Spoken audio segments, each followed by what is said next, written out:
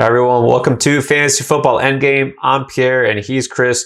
We're here to help you out and we're going to give you our busts of the week. Already did booms. Check out that video if you haven't already. Try to help you out by saying who to put in your lineup and who to avoid. These guys we just have a bad feeling about. Negative matchups, negative game script, wherever it may be, we're going to tell you to steer clear. Before we get into that, check out the description below this video. Once you're done, we have some helpful links that you definitely want to check out. So let's get into it now. For week 3, who is somebody that you're going to avoid, your first bust of the week? Yeah, I hate to do this. It's the quarterback of my football team, Taylor Heinicke. Look, he big time surprised me last week. He was great. I mean, I know his throws didn't have a lot of zip. They weren't always on target, but he gutted out that win. He made some big plays. He recovered from that terrible interception and brought the team back and won that football game. And look, props to him for that. But I just don't see how he doesn't completely bust this week against the Buffalo Bills. I talked about it, that this is the one defense. When I talked about J.D. McKissick, if you go watch our must start running back video, which you should after this, I talked about this is the one defense that terrifies me from a fantasy perspective. This defense is good at every single level. I just don't see how he gets anything done against his defense. I mean, they just shut out the Miami Dolphins. Even when Tua was healthy, the Dolphins weren't able to do anything on offense against this defense.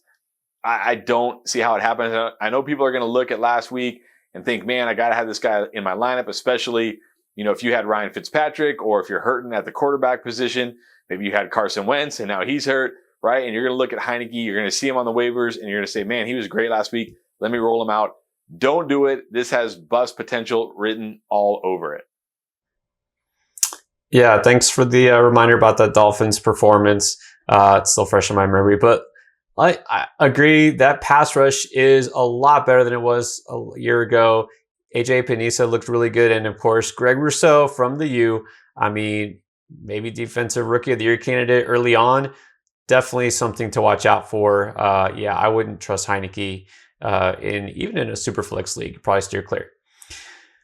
So another young quarterback that people are way too excited about. Look, I love Justin Fields as a prospect. I drafted him in a couple of rookie drafts in dynasty leagues, and I get why Bears fans are excited. And now it's exciting because it looks like he might get to start with Andy Dalton hurting. Who knows how long? But hold on, Matt Nagy wants to make sure that you don't get excited. For some reason, he had to make it clear that Andy Dalton is the starter whenever he's healthy. He really wants to make sure that Justin Fields doesn't get too much hype. I don't know what the deal is there. Is there some sort of a discrepancy between what the coach wants and the front office wants? Whatever it is, it just doesn't look like he's really doing his best to support and, build up Fields and work with him so that he's the guy. He really wants to prop up Andy Dalton. Well, even if Fields go out there, if he does play, the thing is, he may not be ready. He didn't look that great this past week in relief of Dalton. 6 for 13 in his, I guess you can call it, debut. And now he gets to go against Cleveland. And I get that if you look at the statistics, Cleveland pass defense isn't very good in terms of rankings. Well, that's because they had to go up against the Chiefs, all right, and put up a ton of points there in week 1. This is actually a really good Cleveland defense, and I think Fields is not going to have a very good outing if he is the man here. Long term, love him. This week, no chance, even in a 2-quarterback or super flex situation. All right, let's keep it going. Chris, another bust for week 3. Yeah, I'm not saying to bench Alvin Kamara, but I definitely think this could be another week where he busts like he did in week 2. And there's a couple of reasons for this. Number one, this Saints offense is really bad. That 5-touchdown, game we saw in week 1 from Jameis, that was a complete outlier game. We're not seeing that again. This Saints offense is running some of the fewest plays per game of any team in the NFL. This is not the Saints offense we're used to. And the defense is banged up and can't keep the other team off the field, which is also contributing to the Saints not running a lot of plays. When we go back to Alvin Kamara, it's the Patriots, right? What are the Patriots and Bill Belichick really good at? Taking away your strength. They know Alvin Kamara is far and away the best player on this team, not just in the running game, but also in the passing game. they're going to neutralize him. They're going to force Jameis Winston and whatever this receiving group you want to call it of these wide receivers are to try to beat him. And I just don't think it's going to happen. I think this is going to be another down game for Alvin Kamara. I mean, he's getting the usage he normally gets. The problem is this offense is not what we're used to. It's just not the same offense that we've, loved as a fantasy goldmine type of offense. And I don't think that gets any better this week against the Patriots. So again, you can't really bench Alvin Kamara, but be prepared for him to bust again in week 3. Yeah, I have to agree. I mean, of course, you can't bench Kamara, but the fact that Saints receiving group is kind of a bunch of no names. You got guys like Marquez Callaway, the preseason hero, Deontay Harris. That's not scaring any opposing defenses. So, they're really going to focus in on Kamara and do their best to stop him. All right, so James Robinson was also a fairly early draft pick at running back. I mean, do you bench him? You might consider it at this point. Yeah, he's still technically the guy there. We thought with the Etienne injury out for the season that Robinson's stock would go up. And now we've seen the Jaguars play. We should be frightened. We should be frightened of all Jaguars because they just look bad. They look like a badly coached team. A lot of penalties, a lot of mistakes. And Robinson, even though he's technically getting a good amount of workload as far as the running back group in Jacksonville, especially week 2, Carlos Hyde kind of faded away a little bit more. It doesn't matter because they can't run the ball because they're always losing. All right. And Robinson in the first 2 weeks so far, a total of 72 rushing yards. Okay. Finished as the RB 37 and the RB 26 in terms of PPR leagues. That's not startable, right? That's a guy who's a fringe RB3. And it doesn't matter where you drafted him or what you expected of him. That's a guy who can be replaced. And going against Arizona, I think it's safe to say they might not be winning that game. Arizona is looking great on offense. They're putting up points like crazy. And so Robinson is a guy, I mean, we just really have to lower the bar here. And it's not his fault. It's Urban Meyer's fault. Let's just put it out there. No. But anyways, Jacksonville is just looking really bad. And so that running game, you kind of have to fade at this point. Robinson, if you have a better option, I'd go for it. All right, let's keep it going, Chris. Give me another guy you think will disappoint. I'm going to say Corey Davis is going to be a bust this week. And look, I was really high on Corey Davis coming into the season. I thought he was going to be just a target monster for Zach Wilson. And in week 1, he got you a couple touchdowns and everybody was freaking out about him. But if you really look, he didn't have a very high target share in week 1, only 19%. It didn't get any better in week 2, only 5 targets in week 2. When you combine that with the fact that Zach Wilson has been playing very badly through the first 2 games, and they're going against that Denver defense, which is one of the best defenses in the entire NFL, it's hard for me to put Corey Davis in my lineup when he has such high bust potential. I mean, this guy basically has to catch a touchdown to really help your fantasy team. So, liked Corey Davis coming into the season. Week 1, we got kind of excited, but if you really dive into the numbers, you'll see he's not that involved. It's a low volume or low target share for him with a bad quarterback in a bad matchup. I think Corey Davis is going to bust in week 3. Yeah, I mean, rookie quarterbacks, Wilson looked really good week 1 and really, really bad week 2. That's what happens, right? Have their ups and downs.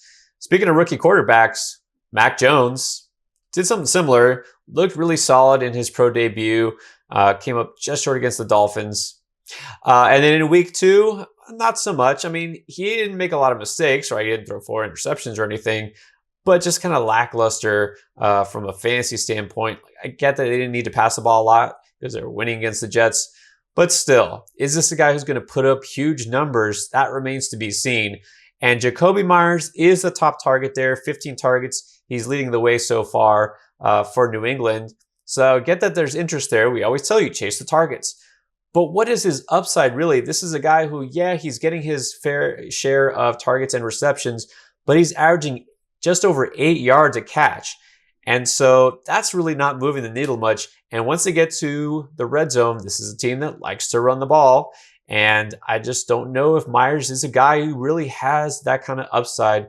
And then this week, going against New Orleans, look, New Orleans offense is kind of in shambles, but that defense is still pretty solid. If Marshawn Lattimore comes back this week, then that secondary is something that you should kind of worry about. And Meyers, I don't think is the kind of guy who is that elite playmaker that he can, shut off, a good cornerback who's all over him. So I'm going to keep Meyers on the bench, Aguilar too. But really, at least Aguilar has that deep threat ability, right? He could be a home run hitter if he gets behind the safeties, but Meyers just doesn't do it for me. I just don't see the upside. All right, one more pick. Let's hear it. Who do you think is going to bust in week 3? Well, I'm going to do 2 picks, and I'm going to say the Buffalo Bills running backs. And I know you're all excited because Singletary scored a touchdown, and then Zack scored 2 touchdowns, and oh my goodness, this is it. The Bills running backs, they're going to be a thing. No, they're not. Stop it. They're not going to be a thing. This is still a Josh Allen-led offense. This is still a pass-first offense. And they're going up against a football team who has a great run defense. And by the way, their secondary has looked really bad. They just made Daniel Jones look like a great pick for the New York Giants, right? He looked great against them in week 2. Wide receivers were open all over the field in that Thursday night game. It looked like, every time they threw the ball to Sterling Shepard or Darius Slayton, there was nobody around him. I was like, what is going on with this football team secondary? So I just think you can't trust these Bills running backs against such a tough defensive front like the football team. And knowing that Diggs, Emmanuel Sanders, Cole Beasley probably just going to be running around wide open all game, the Bills are just going to throw it a ton, run up the score, pass the football team right off the field. Don't trust either of the Bills running backs this week. They're both going to bust. Yeah, I feel like you could say that pretty much every week, and it's not going to change. There's no reason to trust the Bills running back. Now, you usually want to trust the Rams running back. A lot of times they'll put up points in that system. I'm going to say no. Going to kind of copy and say don't trust either one of those guys. Okay, Darrell Henderson and then Sony Michel now in the mix. Look, Henderson has looked really good the first 2 weeks, I'll admit. And then Michel came in relief and 10 carries for 46 yards. And of course, both guys have touchdown upside in that offense. But here's the thing, Darrell Henderson banged up. Not sure if he's going to go in week 3. And if he doesn't, you say, oh, plug in Michel. He's going to get all the touches. Yeah, he might. Doesn't mean he's going to do anything with it because they go against Tampa Bay. First of all, doesn't mean they're going to be able to even run the ball. The way that Tampa Bay offense is looking, this might be a shootout between 2 gunslingers there in Stafford and Brady. But also that Tampa Bay run defense is still one of the best in the league. In the first 2 weeks, they've allowed 47 and 52 rushing yards to running backs. I don't think that Darrell Henderson or Sony Michel or any combination thereof is going to surpass that. All right. Those are decent backs. But again, this is a really, really good run stuffing unit. And the game script just probably won't work in their favor. So I'm going to say, regardless of Henderson's status, keep them both firmly on your bench this week. All right. Hopefully this helps you out, guys. Again, these are our busts of the week. Check out our booms of the week and also our must starts at running back and wide receiver. We absolutely want you to win your matchup every time out. Join us on Discord. Again, all that information is in the description. Take a second to read it and join our community. If you haven't already, hit that subscribe button. We would definitely appreciate it. All right. Thanks for watching and good luck.